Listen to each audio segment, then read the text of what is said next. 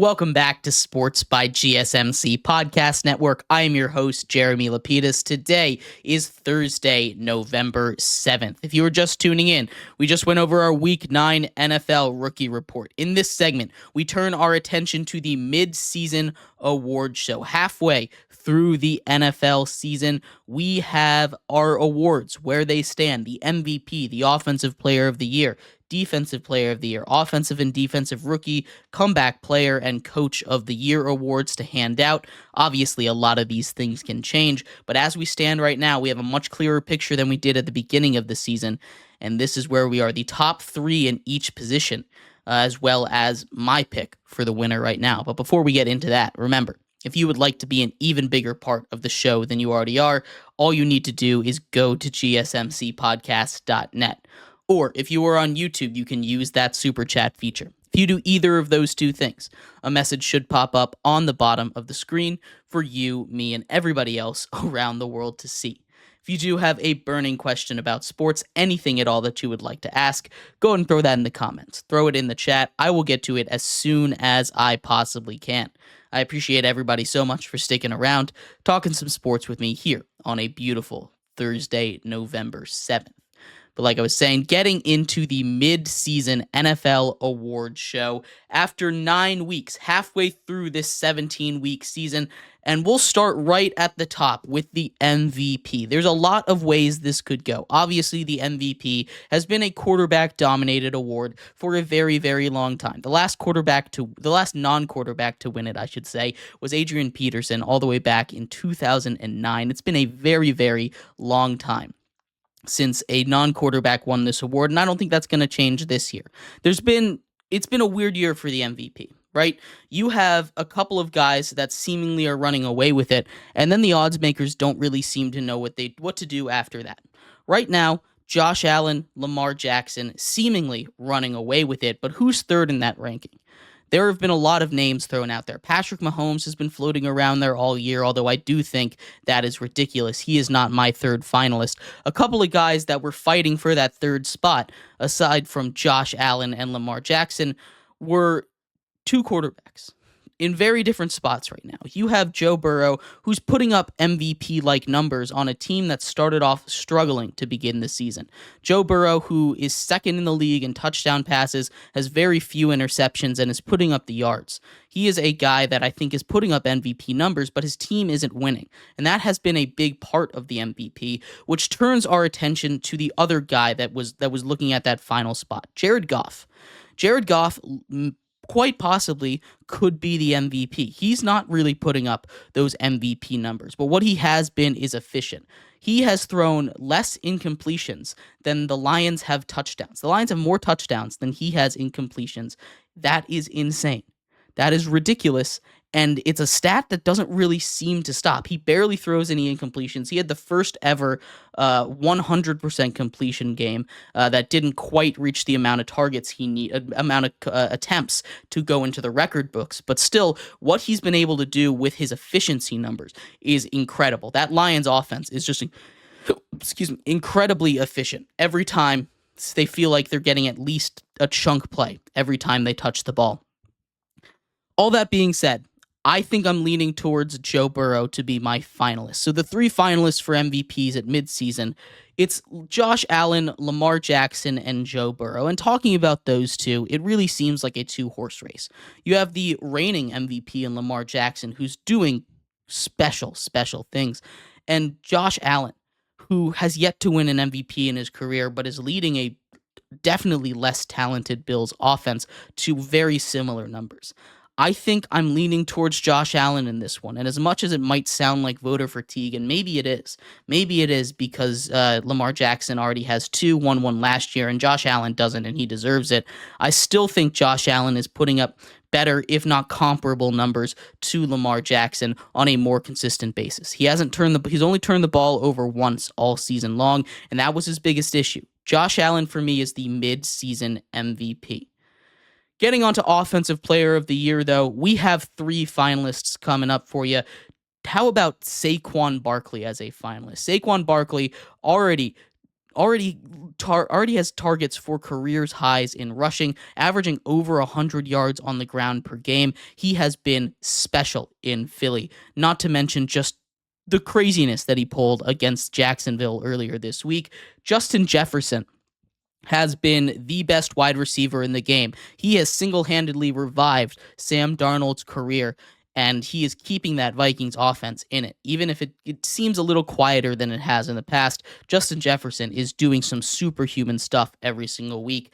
And of course, Derrick Henry. Derrick Henry, on pace for 2,000 yards, would be the first player in NFL history to have multiple 2,000-yard seasons. He's crossed over that 30-year-old hump that running backs are supposed to just fall off a cliff after they hit, and he has not. He's hit the ground running. He's looked even better. He's scored a touchdown in all but 1 week of the NFL season right now. He is insane what he's been able to do.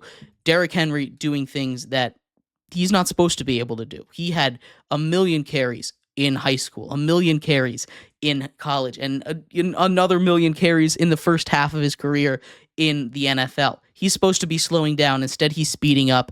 Derrick Henry is the final of the 3 finalists. Derrick Henry, Saquon Barkley, Justin Jefferson, and this is going to Derrick Henry. If it goes to anybody else right now, I think it's kind of crazy for them to say that, or they have some kind of agenda. Derrick Henry is far and away the offensive player of the year. Things can still change. There's players that aren't too far behind him, but it is his award to lose right now. Getting over the defensive player of the year. This is another one that's a 2-horse race. I think trying to find a third finalist, there was no one that really stuck out to me.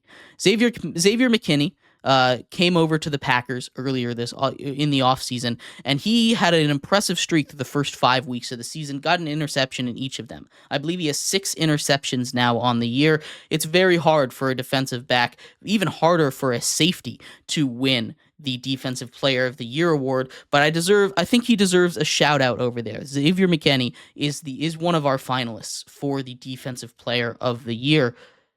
We also have TJ Watt. TJ Watt has just been a wrecking ball for every single game he goes out there. He's been a wrecking ball. He had a little bit of a stretch there where he didn't have a sack, but he was still making a difference. He seemingly makes superhuman plays every time he needs to. He is the clutch steal. The Steelers find a way to win 9 games a year, and I think 6 of those happen because of TJ Watt.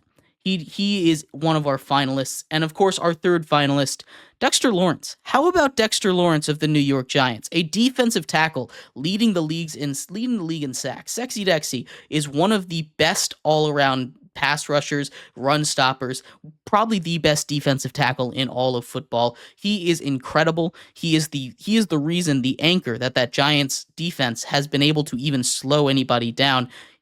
They're doing something special over there, and Dexter Lawrence deserves a little bit of talk. He is one of the finalists, but I think it has to be TJ Watt to win the Defensive Player of the Year award. Again, he's just a superhuman on the field. What he's able to do seemingly whenever the Steelers need that big play, he steps up. It's just insane to watch him do it. TJ Watt, Defensive Player of the Year. As I teased in our last segment, the Offensive Rookie of the Year is up next. And this one we've talked about a lot, so I'm not going to spend too much time on, but I am going to go over the top 3 finalists for me. Obviously, you have Jayden Daniels. Jayden Daniels has been at the top since week 3. He's going to continue to be at the top. He hasn't done anything to change that. You have Caleb Williams, kind of sliding a little bit, but I still think he deserves to be second after what he did weeks like 4 through 6 on this. He's not too far back. And then the third one.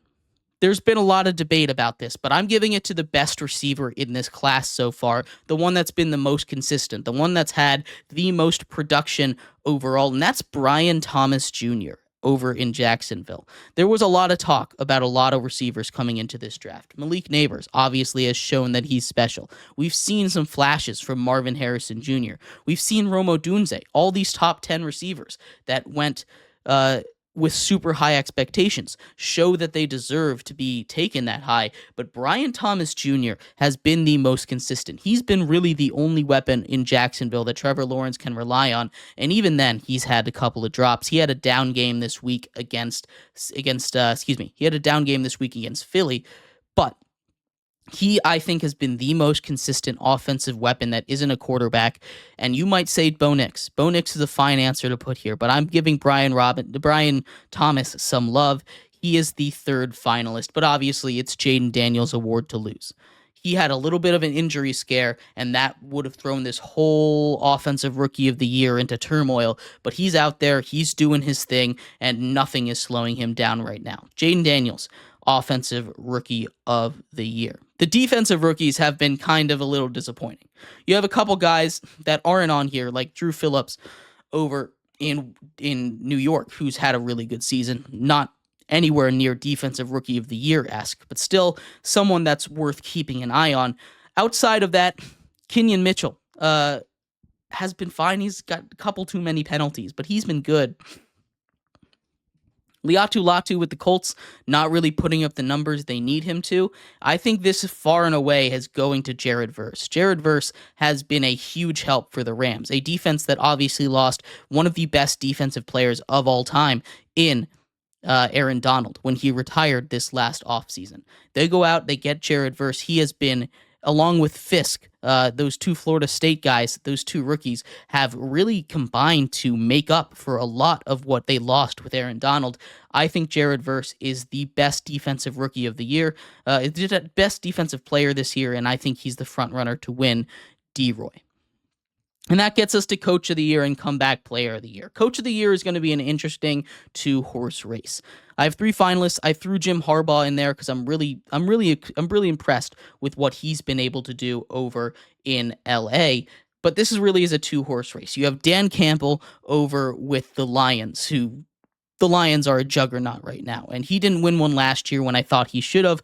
He is someone that I think deserves to be at least top two.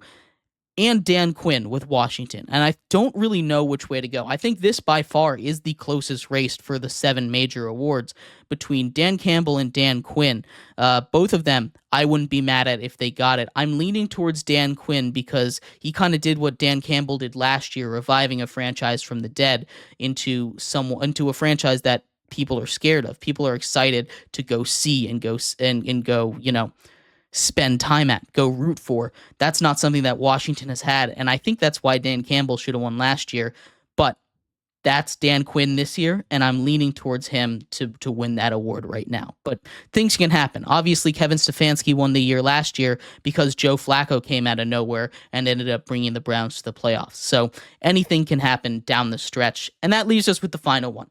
Comeback Player of the Year. This award is an interesting one. It obviously went to Joe Flacco last year, which shouldn't have, but whatever. I think there's a clear front runner, but I can see the reasons why other people might be in discussion.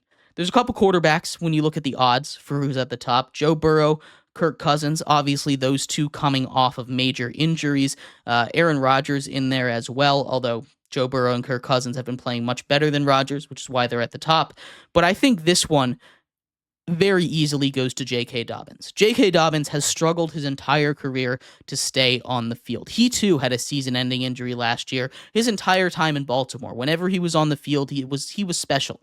He could not stay healthy there for whatever reason. He goes across the country, joins up with his former coach's brother in LA, and he has been awesome. J.K. Dobbins is the comeback player of the year right now, and I don't think there's much discussion for that. But let me know what you think.